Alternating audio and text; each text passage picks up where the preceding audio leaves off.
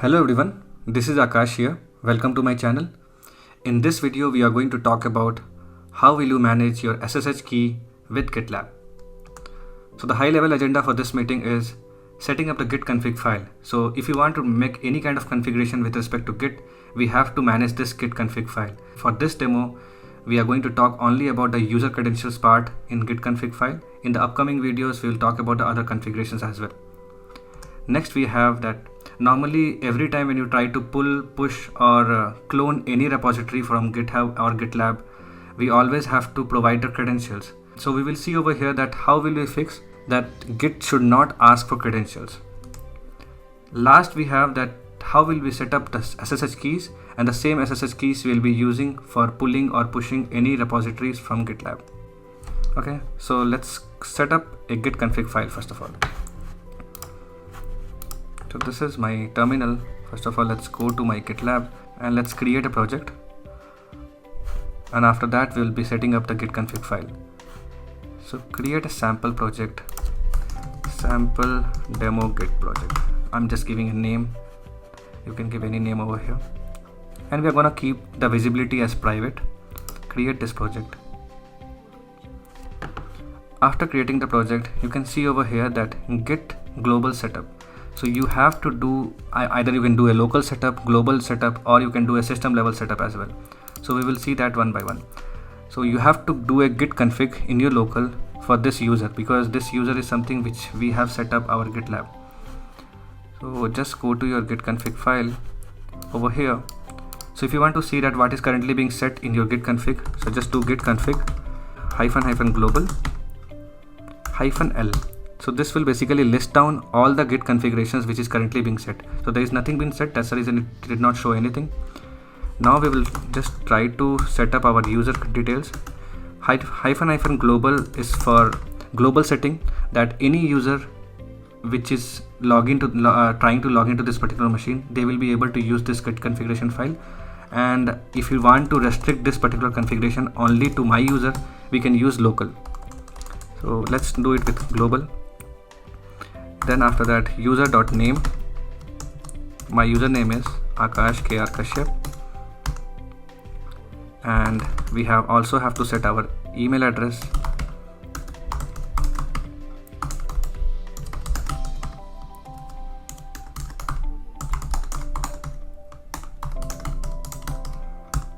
Okay, so now if you want to list down the details of user and username and email, we just have to use the same command, git config --global -l.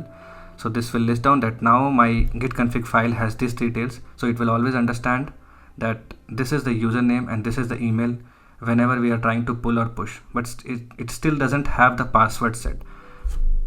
So if you try to pull this particular git repository, so let's go and clone this one. For now we are going to set and clone it with HTTPS, because for SSH we have to set the SSH keys, so we will show that later. Do a git clone.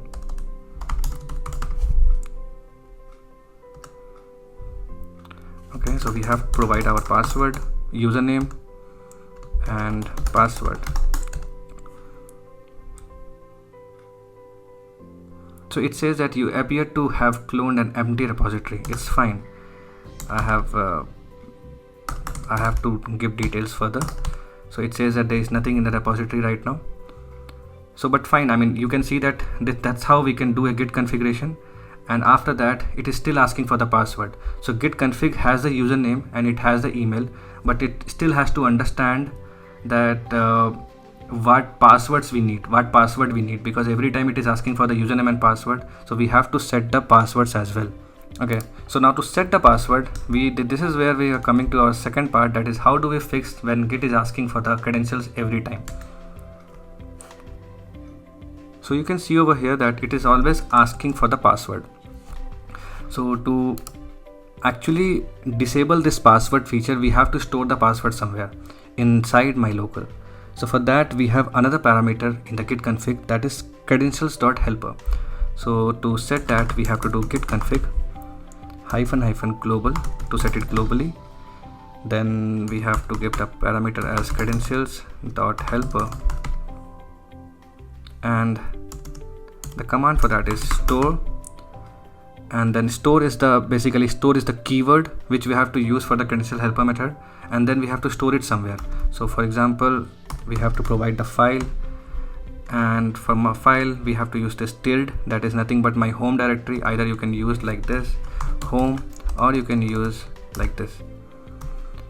Then over here we will just give some file name, my credentials. Okay, so the moment you will set your credentials helper parameter in the git config file, after that if you try to clone it again, so first of all let's clone it for the first time. So first time we have to provide the passwords.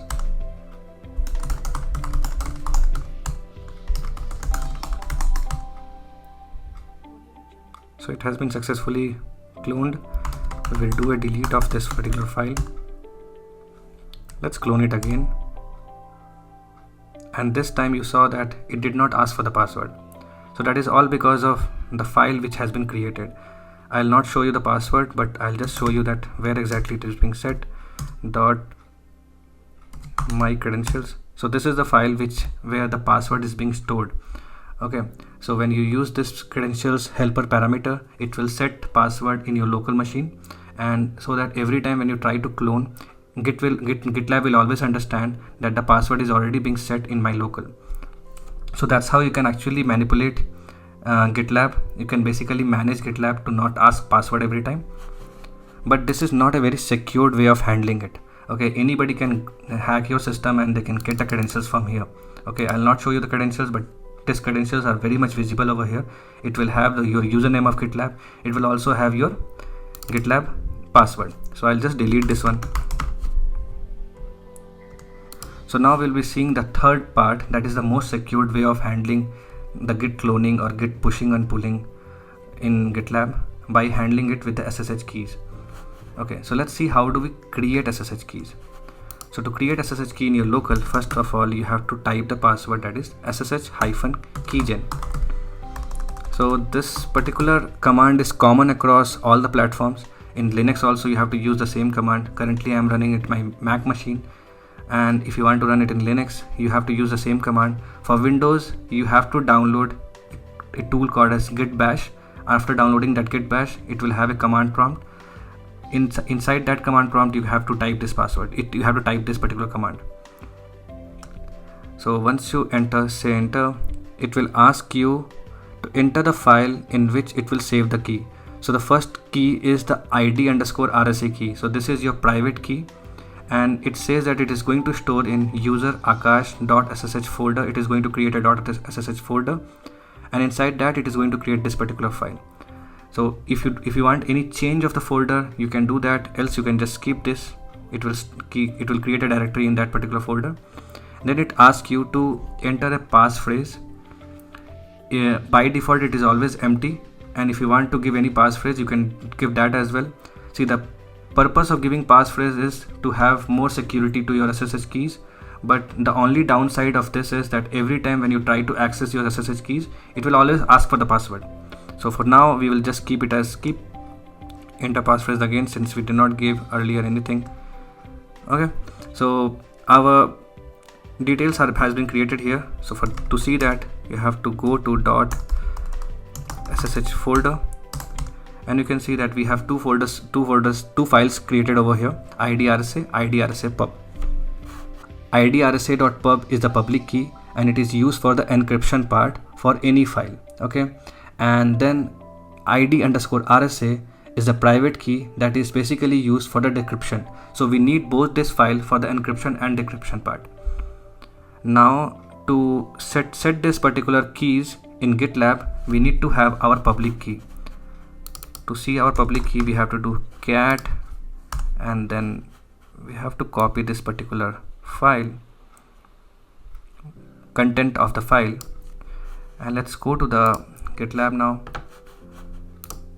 If you go to the home page, go to your settings. Inside the settings we have this SSH key options. Click that, and currently you can see over there are no SSH keys, so we have to set our SSH keys. just enter the SSH key over here, give a title. So by default it will take the title which is randomly been generated, akash@macprolocal. You can give anything, that my SSH keys. You can always also give that when it is going to be expired. So by default it will have a good amount of expiry date. Just say add keys. After adding it, you are all set. Okay, so now if you try to pull any project,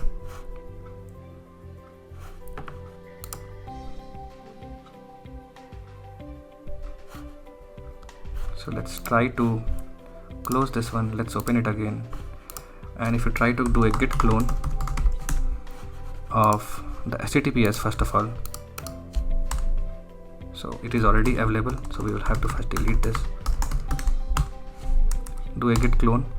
You can see that it is asking for the username and password because we are trying to clone the HTTP repository.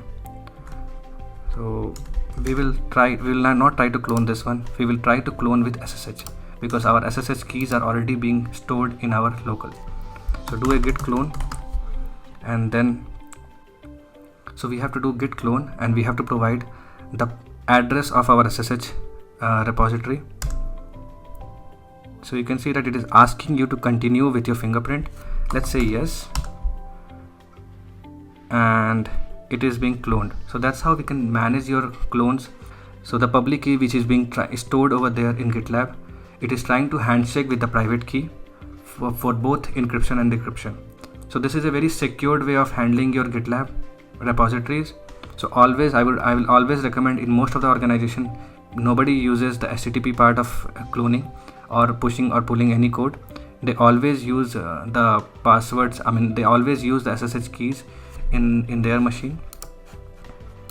So that's all for this video. We have seen that how do we set up the git config file, and in the git config file we also saw that how do we configure the git credentials helper parameter in git config file so that it will not ask for the credentials every time when we try to clone any HTTPS address of our git repositories.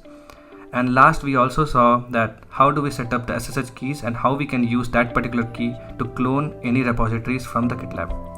So thanks a lot for watching this video. Please like, comment and subscribe to my channel. Thank you.